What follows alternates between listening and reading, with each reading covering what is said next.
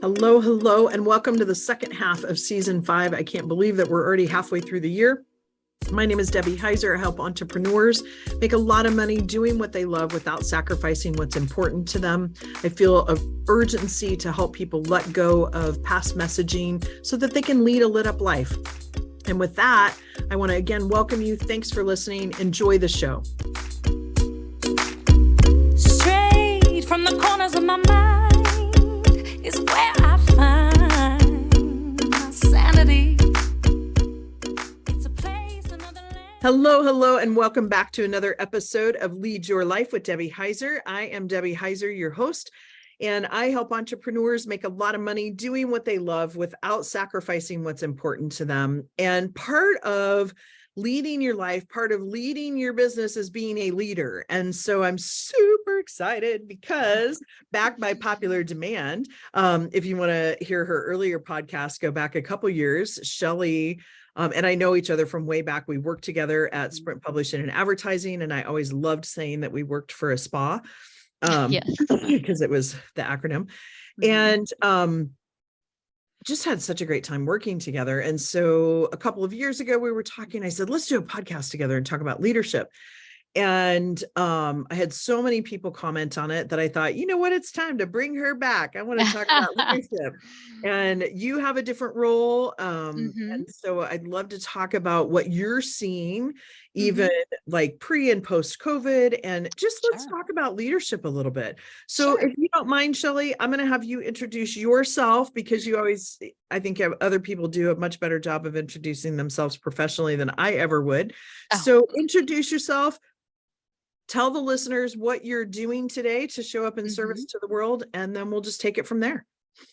Oh gosh, Debbie. Well, first of all, thank you so much for having me back. I was a little shocked when you said back by popular demand. So it's very humbling, and I'm very excited to be back. And our conversations about leadership, I think, always help to spur some more ideas with me too. So I think it's great, and I hope everybody gets a lot out of this. So, but a little bit about myself. So I have, gosh, I've if I tell you how long I've been working, you'll be able to add it all up. So I'm just going to say, I'm just going to say that I've had the great pleasure of leading quite a few teams throughout the years, and some really fascinating lessons that I've learned, some failures that I've had, some ways to kind of, if I'm going to say, stay relevant with the workforce out there, because as I get older and we all get older, it's taken a little bit of adjustment, have to stop and take a look at yourself and how am I going to stay relevant and that type of thing. But so I've been leading for about 25 years.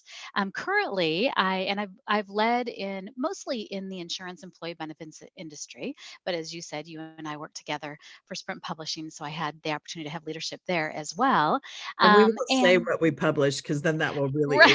some Exactly. listeners may not even know what those are. Exactly what they look like. So that's funny. So anyway, so I have been leading in the employee benefits industry, and it just has given me a lot of pleasure, and I've learned a lot, met a lot of great people along the way. I currently am leading a team and have led a team in my past positions as well of client management people. Also worked hand in hand with the sales organization. I've also had some great opportunities to help to lead and train change management along the way, as well as diversity, leadership feedback, all kinds of different opportunities that I've been blessed with, but throughout my professional career. So I've been leading for a long time. I won't go into all the boring details, but that's what I'm currently doing today, and just excited to be here. So cool. I want to go back. So Okay. many of you know this that listen in every week. And you may or may not remember this, Shelley, but I like to kind of riff off of things that you say, Sure. like as we have these conversations and make them really generative. You talked about having failures as a leader. Tell us a little bit about what do you consider for yourself, right? Uh-huh. Like, what do you consider a failure, and can you think of a couple of them, and what did you learn from that? Sure. Yeah, absolutely. I think that one is that you go through different stages in your life. My first failure was when I was a young leader, right? So I was leading people that were doing the job that I was doing. I was successful in that job, and then I was leading them in that job. And leadership at that time and very early on to me was almost like what our parents did. They told us what to do, right? So here's what you're supposed to do. Just go do this. It's not that challenging, not that difficult. Just do what I say, type thing. And so I think that was my first really rough lesson in leadership. Is that it's about emotional intelligence. It's about getting to know my people. It's like understanding what makes them tick, understanding how they work and what motivates them, and how can I motivate them to do what I need them to do, right? Without Yeah. them knowing that I'm trying to get them to do that. And so it was a really big lesson for me, and I was very fortunate to have a coach to help me through that, and to help me see that before I went down the road too far, right? So that I would say, and I call that a failure because I really felt like I was failing my people. I didn't mean to do that. Yeah. My intention was not there to do that, but I think I just really felt like I was failing them as a leader to become successful. We quickly turned it around, and that leadership lesson turned into us actually winning the region of the year, and it was a team effort by all means. It wasn't just a leadership thing. And so that is one of the turning points for me, where I really figured out what leadership was all about, versus just managing people and making sure they're doing their work. And that was a real turning point. That's one of the failures. I call it a failure, but I own it, and it's what Yeah. changed my life. So yeah. Well, and I always say fail forward, Right, right? exactly. Because Hmm. we tend to shy away from that word failure because Hmm. we deem it like the construct that we put is right or wrong, right? Right. It's succeed Hmm. or fail. But really, that's only a construct. And Right. so when we think about failure, to me, it's all about learning lessons, right? And Absolutely, yeah, absolutely. And it's kind of like fail fast, right? Learn yeah, fast, fail fast, and get back up and just keep moving. I think those humble moments really make us stronger leaders. So, yeah, I would agree. I would agree. absolutely. You also talked about relevance. And so Hmm. we are both wise women. That's what I like to call myself. Yes, we are. Not anything, but wise women. Um, Yeah. and so when you think about that, like I think Hmm. about, because when did we work together at Sprint Publishing? Was that back in the 90s? Now you're just giving it all away, but yes. Sorry. But I want people to Yeah. understand like Hmm. things that are very different today Correct. and even Hmm. exponentially different in the last 5 years with COVID Absolutely. and Black Lives Matter, Hmm. all of the things, right? Yeah. But when I think back, I mean, for me, I look at Sprint Publishing as the first time that I was really introduced to servant leadership, where we Hmm. worked hard Right. together, we played hard together, we were in Hmm. service to each other. There was an art and there was a science to it. And so back then, like, I felt like when we worked together, we almost became like Mhm. family. And I've seen things Absolutely. change through the times. So Mhm. let's talk about change, but let's talk about relevancy around that. Mhm. Well, no, I'm going to back up. Let's talk about change because I think the changes occur and then that creates how do we stay relevant as leaders. Right. Right. Mhm. So Mhm. when you think about through your leadership career, talk about some of the key milestones as far as changes that you've Mhm. seen up till Mhm. COVID. And then let's talk about like And as that changed the awful as ball this game. sounds, I'm like Mhm. BC is before Christ, right? BC is COVID. Before COVID. And That's AC good. is now after COVID. Yeah. Because it seems like we use that as a time frame, Mhm. right? It used to be Pearl Harbor, Yeah. 9/11. And so tell me like some of the big changes that Mhm. you feel like you've seen Mhm. occur, and some for the better and some maybe not for the better. Yeah, so gosh, the changes have been so many, and I think some of those changes are personal too, right? So meaning that they may not have been happening in the world or in the environment, but they were happening, personally. So I would say, well, for one, I will tell you that 9/11 really, really changed a lot of things, and I distinctly remember where I was at. I do Um, too. I think, yeah. I Where were was, you? yeah, Let's talk about it. I was in the training classroom for us working together at SPA for that product that we won't name because people probably won't know what it is. Everybody's gonna wonder. Before We'll have to, Google came yeah, out. before Google came out, right? Yeah, where did you look to find a phone number? So that is, so I think that was a major changing point. I think the change that happened there is all of a sudden there was a lot of fear in the air. I mean, people didn't know what was happening and where we were going. I think that people stopped and thought about what they were doing. They thought about their life. They thought about, where is this all headed? So I think that was a major changing point and milestone as well. Gosh, if you think about through the years too. Really Oh, go quick ahead. before you go Hmm. there, I want to talk about that too, because one of the key lessons I learned, so I don't know if you remember, I was in the air. I was on the bus to Yes, yes. Bristol and I got I stuck, forgot about and that. Yeah. Kathy, and I don't remember who was with Kathy. Um, they ended up driving up and picking me up because we landed in Hmm. Cincinnati. Yeah. And it was so surreal. But what I really learned from that is a really important thing that I see kind of wavering, and then maybe people are seeking how to do this and what to do with this. And that's that bringing your human to work kind of thing. Hmm. And Finding the I'll connection. never Hmm. forget, Hmm. Bob Walsh personally called me. Like, they tracked, I Where think you everybody probably was. remember this, like the Hmm. C-suite there, and Bob Walsh was the CEO of Sprint Publishing and Advertising, and he tracked, well, his admin did tracked where everybody was headed, right? Hmm. Every week we had to turn in like travel schedule stuff. And he reached out to me personally to see if Hmm. I was okay, where I was at, and reached out to everyone that was traveling at that time. Yeah. To me, that shows like care and compassion, and Yeah. even a larger organization, because I would Hmm. say we were on the bottom of larger, right? Like, we weren't Hmm. sitting at Yeah.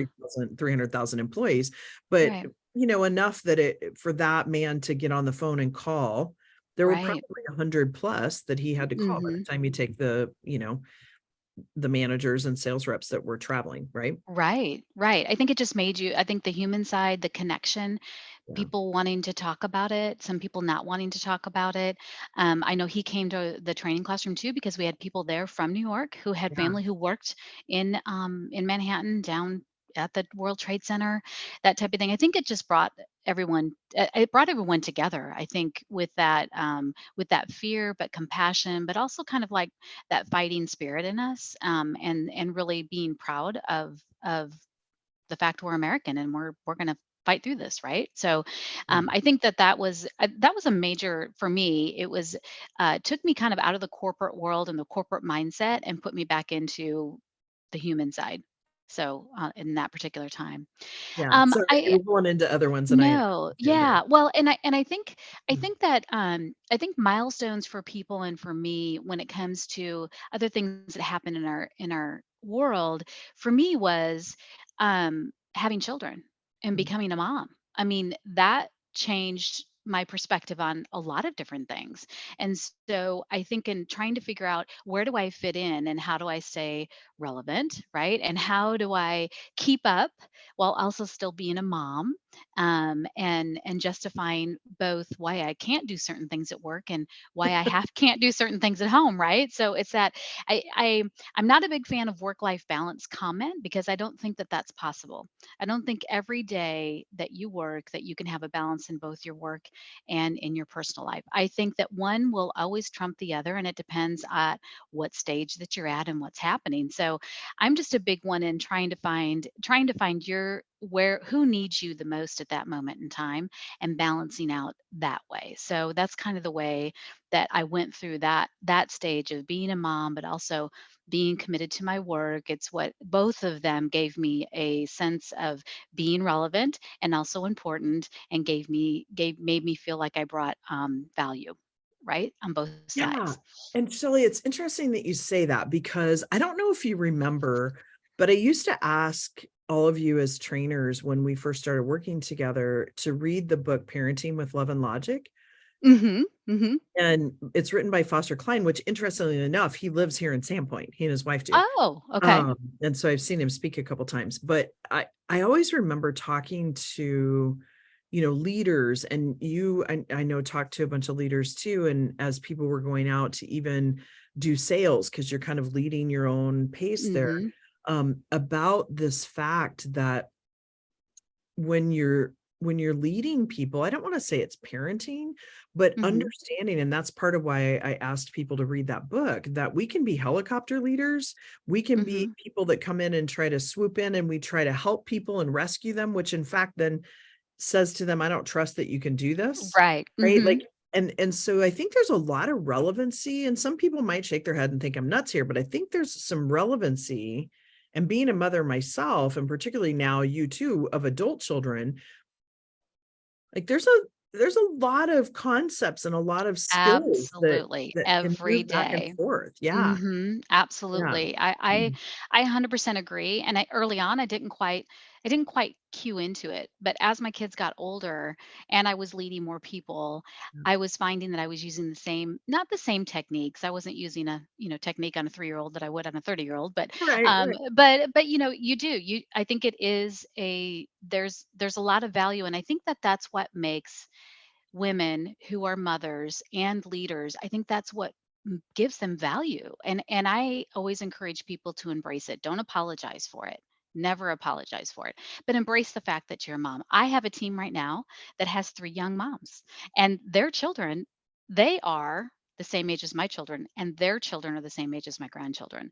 And so it is, I always am encourage them and don't ever apologize. And some things are going to take precedence over the others. But I think that's what makes I think that's what makes good leaders. I think that women should embrace that and own it and be good about it, and that's what makes you great. So, yeah. Yeah. So kind of talking about that too, because I'm not a huge lover of the word boundaries, but like I think about, well, because I kind of feel like if we know who we are, we don't have Mhm. to have as many boundaries, because boundaries Agreed. really puts up a wall, right? And Correct. there's a time Mhm. and a place for that. Right. But Mhm. I think about that, and I think about both men and women, and Mhm. trying to lead this harmonized life, because I've said for years, I think, work-life balance is a setup for failure because it's not Exactly. Yeah. balanced, Mhm. right? And so Right. when you think about what people are facing today in the Mhm. workforce, we went from fear of 9/11 to then fear of you standing next to me, you could cause me to get something that I could die from, right? Like there's Right. this Mhm. rampant fear. And I know there's been what I've seen and read about anger, frustration, fear. Mhm. Some people are like me as an extrovert are super happy to get back to an office, right? But like people got used to creating more harmony Mhm. between work and life, because when you work at home, you can go through a load of laundry and while you're on the phone Right. waiting for everybody to Mhm. get on a call, you can Mhm. set out stuff for dinner. Like there's little things that throughout Right. the day that you can do, or go take the trash out to the curb or whatever. There's little things that you can do that help with that harmony. And Mhm. now people are being asked to go back into the workforce. I don't know what your Right. company did, so you'll have to kind of Mhm. describe that. Sure. But Mhm. what are you seeing as some of the struggles that Mhm. employees are having, that leaders are needing to lead through and may need some help with that? Oh gosh, we have been talking a lot about that a lot in our organization. We have field offices, and then we also have the home office, right? So one of the right now, what our company is embracing is the flexibility first, and so they have opened up the buildings if you'd like to go in, and we have some teams that will say, hey, maybe it's once every other week or something. It's not every day, and then the field offices, because they are made up of salespeople and a lot of extroverts, right? That like that feed off of that, that gives them the energy that they weren't able to get at home. They're able to also embrace that. But it's also one of those things. Here's what we have really found is that when we were home and in front of the computer all the time, you had nowhere else to go Yeah. potentially, right? And so the expectations of being available and turnaround time and getting back to people, we've really had to think about those expectations now that we're in this hybrid world of people being able to go back into the office. We've also found that going into the office just makes everybody more social, Yeah. and so you don't want to have a lot of meetings on your calendar. So it is trying to balance that and still having that flexibility first, allowing people to be flexible in their work schedule as well as their home schedule has really worked very well. The work still needs to get done. I Yeah. think that's where companies and where we have really kind of sit down and said, we still need you to work. We still need the time from you. We know that you have life demands. We know that those things are happening, but it's kind of time to move forward, right? And so changing the expectations of how you appear on screen if you're in meetings, and changing the expectations of um, giving people a sense of belonging and community can be a little challenging. So you have to be inventive and creative and pull people along, even though they may not think they want to, and pull them along and have them try it. But as far as that goes, that's been some of the challenges. So I would say that as a leader, I've just encouraged people to say, just try it. You might like it. You don't have to come all the time. You don't even have to participate necessarily, but don't be surprised if we call on you to participate. Have fun with it, that type of thing. But I think that that sense of community is really necessary. It's also needed for this generation, for the Gen Z. They want the sense of community, and they want a sense of being impactful, and they want to know that we're moving in the right direction and doing the right thing. But doing the right thing means something different to everybody. Right. Yeah. And so it's really leading through and understanding what does all of that mean to you, and having some of these real honest conversations, um, to really be able to understand how can I best lead you when you're at home. I'm at home today, but I might be in the office, and having these outings. So, to get everybody together to still have a sense of community. There's only so much you can do to connect face to or online versus face to face. So Yeah, that's true. And I don't know it's if that answered your question or not, but we're it because did. we're still trying to figure it out, because we're kind of popped out of it, and everybody we're like, okay, COVID is, maybe people don't agree, but COVID's done, right? So we have to focus on getting done what we need to get done as a business. Yeah. Yeah, and it's interesting, like, when you say COVID is done, since I went 3 years and then Right. COVID, You right? just got it right. It still Yeah. exists. I'm not saying it doesn't exist, but No, no, the no, no, and protocols, yeah. that's where I was Yeah. wanting to go back to, right? Like, Mhm. this understanding, and not saying what you said was inappropriate, that's not what I'm Right. saying, but, like, No. it just made me think about, like, there's some complexity here because it is still COVID is still out there, just Sure. as the common Mhm. flu has been. And I'm not comparing, I'm just saying, No. as Right. similar Mhm. to that. Right. And so how do you maneuver around that? How do you do that and also allow for personal choice if someone wants to Mhm. wear a mask? And, Mhm. like, it feels like there's a lot more, how do I say this? The universal law of 100% accountability, right? Like, I'm accountable to do Mhm. what I feel the most comfortable with. And if I don't feel super comfortable coming in because people have been coughing or whatever, I'm going to wear Mhm. a mask.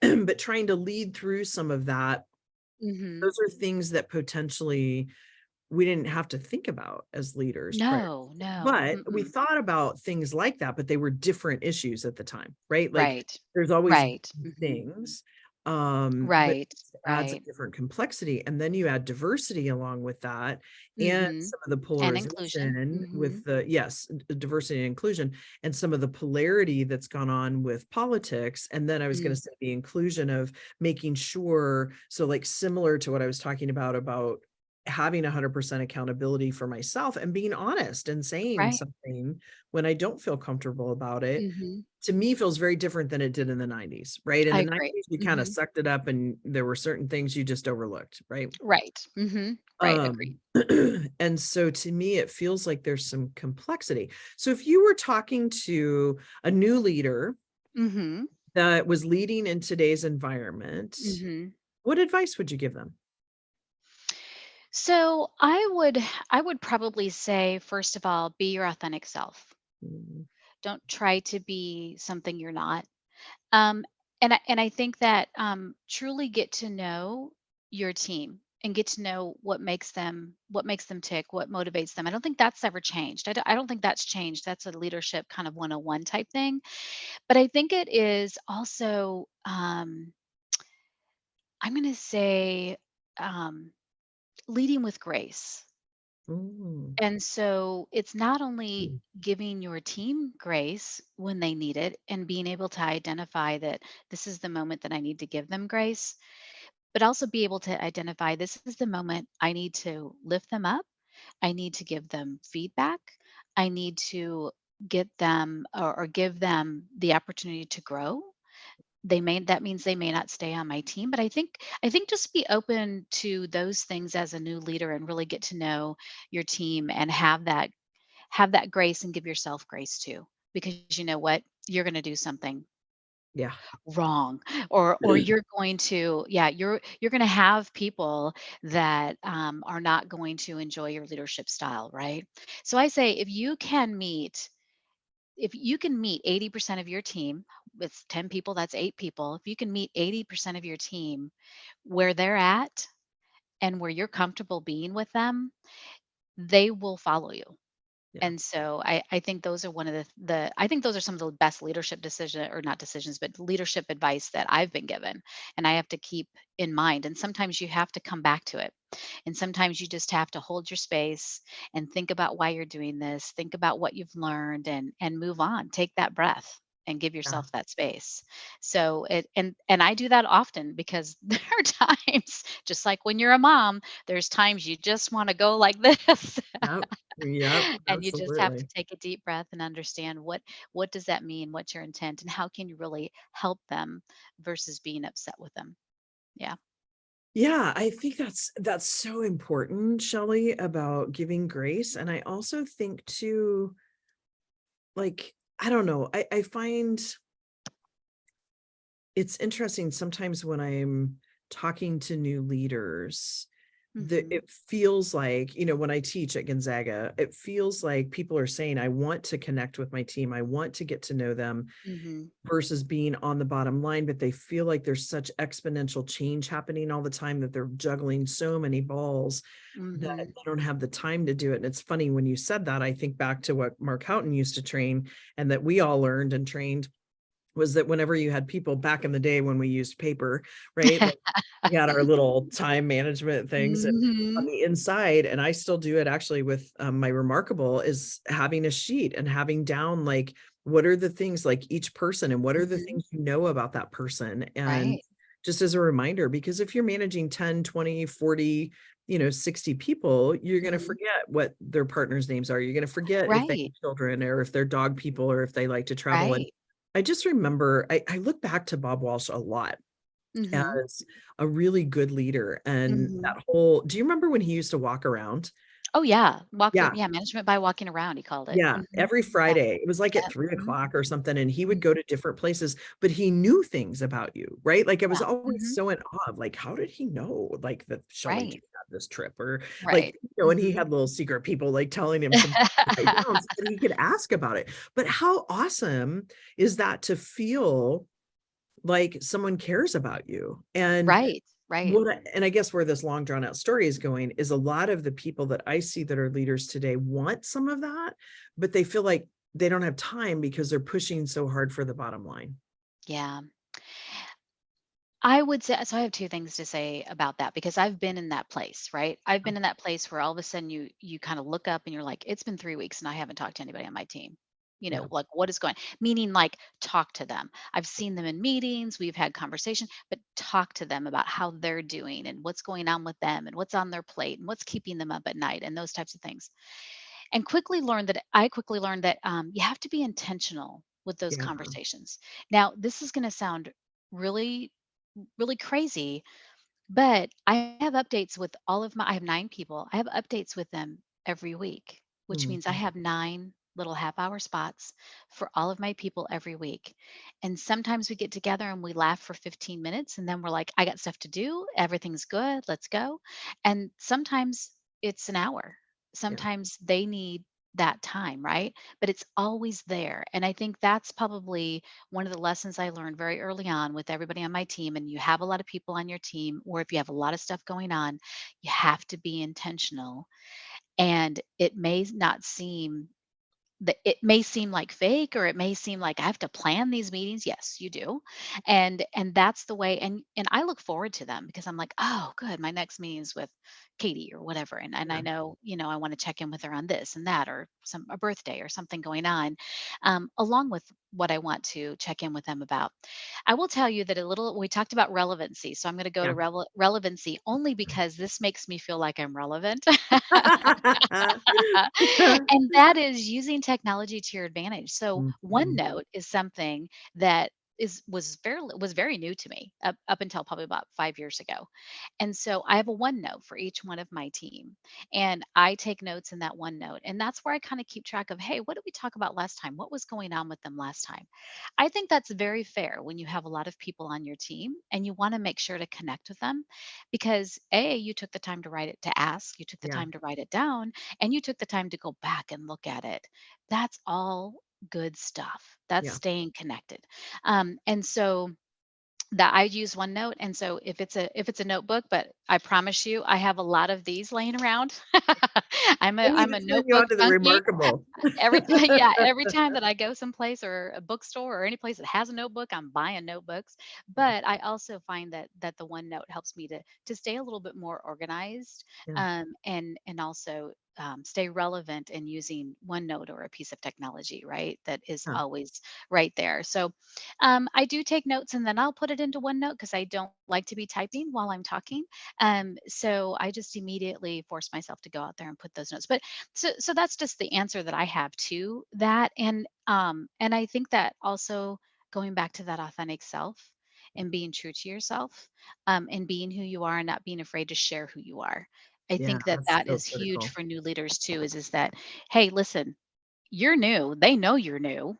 If you're younger than them, they know you're younger than them. you Yeah. you can't hide any of that. So just be yourself and learn from them, and I'm sure that there's something that you can teach them as well, or help them to grow. So anyway, Yeah. that's what I would say about that. That's all I got to say about Okay. that. That's all I have to say about that. So last question, because I can't believe Mhm. how quickly 30 minutes goes. I know. Um, 3 books you're reading or have read just recently that you would recommend. Oh my goodness. Can I do a personal one too? Yeah. Do they Yeah. have to Yeah. be Please. leadership Please. books? Yeah. No. Okay. Well, I just read the Where the Crawdads Sing. Oh, yeah. Yeah. Yeah. That Yeah. is a really good book, and it really kind of set me off to think, who could possibly leave the middle of anyway, I won't give it away, but it Yeah. that is a really, really good book. Well, and here's an I interesting Oh, thing go ahead. too. The author lived not too far from here for quite a Oh, while. really? Yeah. Yeah. Yeah. Really? Oh Yeah. my gosh. Okay. So where the crowd at Um, sing? yeah, I just went back and read, Crucial Conversations.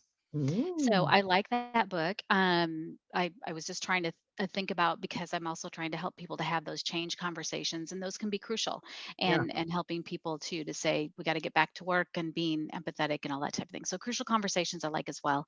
The other one that I'm reading is back there, but it's Excellent. So it's Excellent Leadership, and it's about leading Navy SEALs.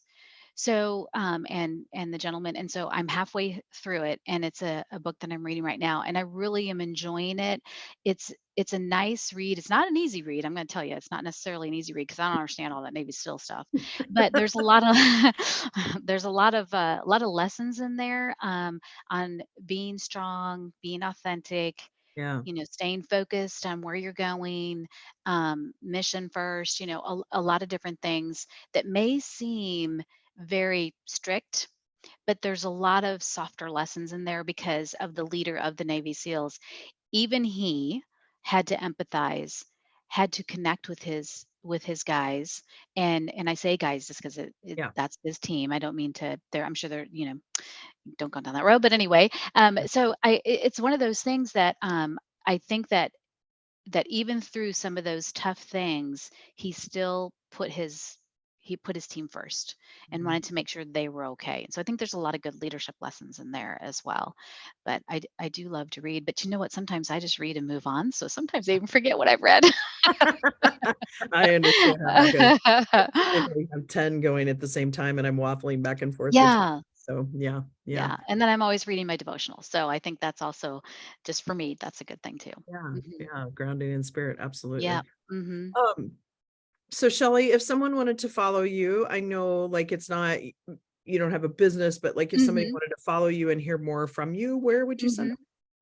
I would probably, I would love to reach out and have conversations. They can send me an email. They can see me on Facebook.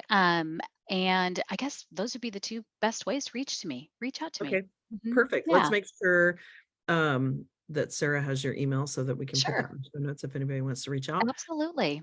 And thank you so much for taking the time. And it was, Oh as gosh, always, it's so much fun. We could sit here and talk for 2 hours, but we could, but nobody wants to hear that. oh, No, so no, it's been a pleasure. yeah, Mhm, thank you. So with mhm. that, it's a wrap, folks. Thank you so much for joining us. And if you would like to get a little bit clearer on, or a lot clearer on what is next for you, what's emerging, please, please, please go out to my website found in the show notes and sign up for a clarity call. No pressure. Just, I promise you'll be clearer after that 30 minutes than you were before you got on the phone with me. So with that, it's a wrap. We'll see you next week. Bye. Thanks so much for listening. The song Ride is co-written and sung by Miss Jackie Wilson and her collaborators Tyler Banks, David DJ Lee, and Chris Renee. And a huge shout out to them for allowing us to use this perfect song. Everyone have a fabulous week, and I'll talk to you next week.